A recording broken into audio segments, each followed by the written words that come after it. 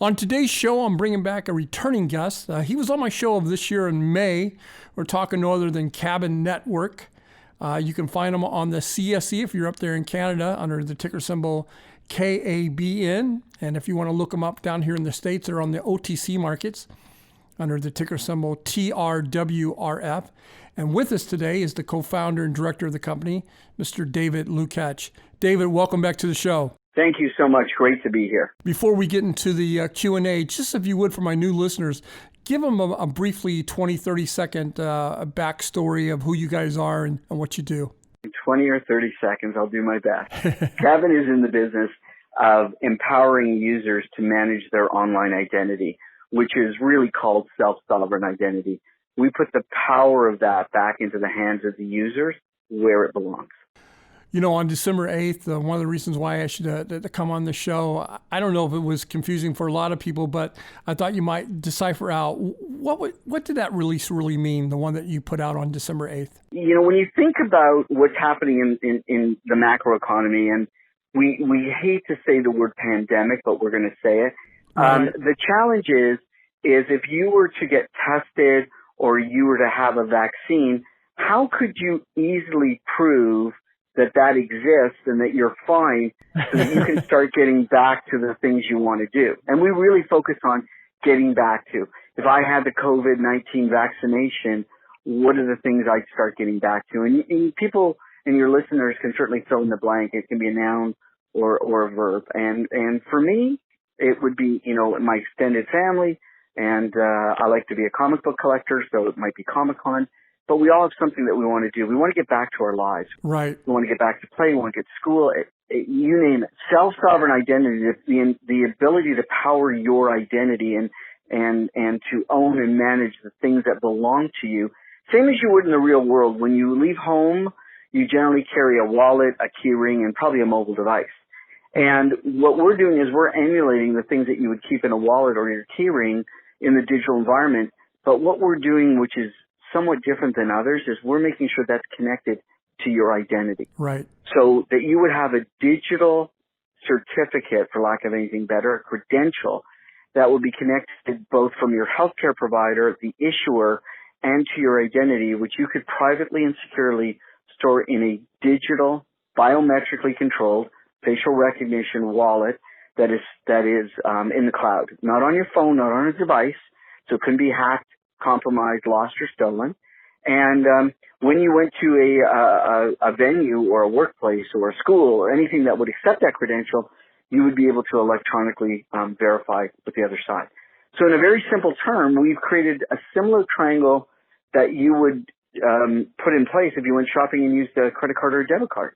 You know, it's a relationship between yourself, the vendor, and the bank that's issuing the card. We've taken the same sort of premise to do that with verifiable credentials. No, I actually think you're onto something. I think going forward here in the next 2 to the 5 quarters, I think you're going to have to verify that you had the COVID-19 shot. And how do you do that? I think you're actually onto something. Well, do you do it with a card that can easily be compromised? Do you do it with a piece of paper? We're doing it in a way, and this is just the first of many credentials. We're sort of within our context of our business, we are creating the ability for ourselves and others to create apps that a consumer can store. And we're providing that entire ecosystem for a consumer to store and manage it. But we're saying there's going to be credentials. There'll be credentials for school. There'll be credentials for work. There'll be credentials for all kinds of things that you want to do in your life that you're currently using, a driver's license to show. I mean, if you walk into a liquor store, you have to show a driver's license, and someone looks at the driver's license, looks at you, looks at the driver's license. Right. They don't know your address. They don't need to know your eye color. They just need to know that you're over the age of consent in that jurisdiction. And a digital certificate or digital credential, verifiable identity credential that is connected to your identity, your digital identity, proving that you are you and that only you can use privately and securely, is really the next level of what's going to go on the internet.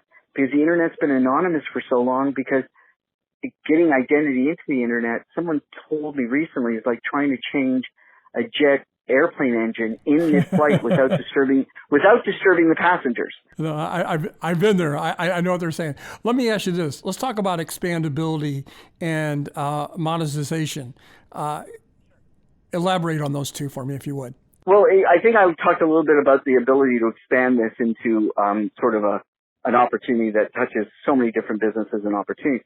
The idea behind digital identity, if you think about it, is similar, and we talked about this in our last conversation, it's similar to online communications, online browsers, and other factors.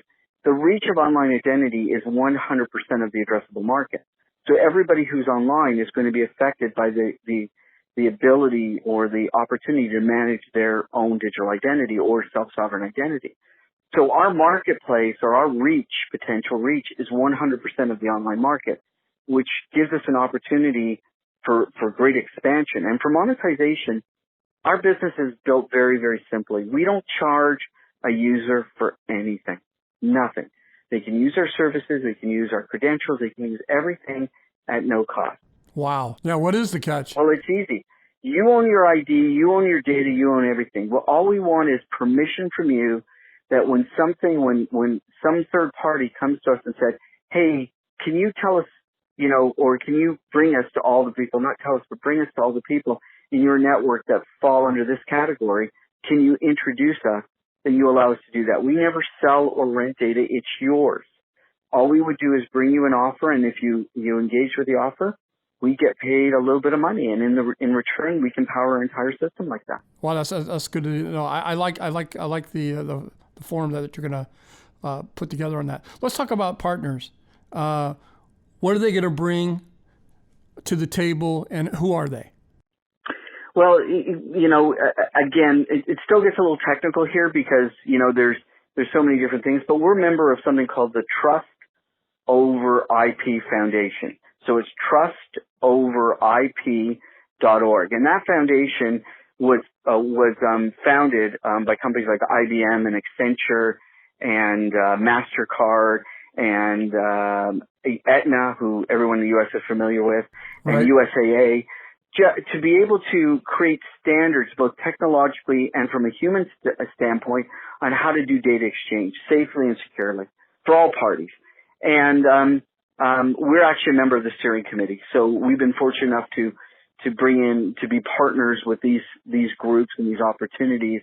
And then in our consortium for our first credential, we have a company called Lucatch, which is connected to Providence Healthcare, which is a massive West Coast, U.S. West Coast-based healthcare organization. We have partners in the university and campus business where they have access to over 2,000 campuses in the U.S. We have access to over 1,000 travel and tourism boards through one of our partners. And that is growing, and you'll see more and more partners jumping on board. And we're looking at other business segments as well. So it's not only about empowering users and giving users the tools and services, but make sure that there's something that they can use. So it's not like you want to give someone, keys to a beautiful house, but it isn't finished on the inside. So we need to make sure that we have both the product and the services finished. We got about a minute and a half left. I want to get to my final question. One is about growth. Where do you see the future of your company and revenues and growing that over the next, say, 2 or 3 quarters of 2021? Well, we're a public company, so I want to be careful of our disclosures, of course. Yep. But the industry itself, as we see it, is on fire. It's, again, 100% reach, and we are very quickly trying to become a thought leader in this industry. So we believe we have the ability to potentially grow at an accelerated rate over the next, 2 to 8 quarters. And again, it's because the market size is so large and it's still a new product that everybody can take advantage of, and there's initially no cost to consumers. So we think we've got a lot of opportunity and runway to make this very successful. Dave, before I let you go, what is it in 20 or 30 seconds, if you will, that you want my listeners and your stockholders to take away from 2020 and from today's interview? Well, I think that's a great question. I think it's important to realize that that industry is working very diligently to help people start getting back to their lives. And And this is one solution, but we believe it's a solution that can help people do that and get people back to doing what they want to do. My guest today has been the co-founder and director of the company, Mr. David Lucatch. Take a look at his company, KABN Network, if you will. If you're up there in Canada, find them on the CSE under the ticker symbol KABN. And if you're down here in the States, look them up. They're on the OTC markets under the ticker symbol TRWRF. David, I wanted to thank you for coming on the show. I wish you and your team and your family happy holidays and safe ventures. And hopefully you come back on the show in 50 or 60 days and give us an update. Well, thank you very much. Same to you and your listeners. A very happy, safe, and healthy holiday. This program is entirely sponsored and produced by La Jolla Media LLC, which is responsible for the content. The opinions and information provided on this program are for educational and research purposes. Stock Day encourages all listeners of this program to do their due diligence and research when determining investment strategies that will work for them, or to seek the assistance of an investment professional.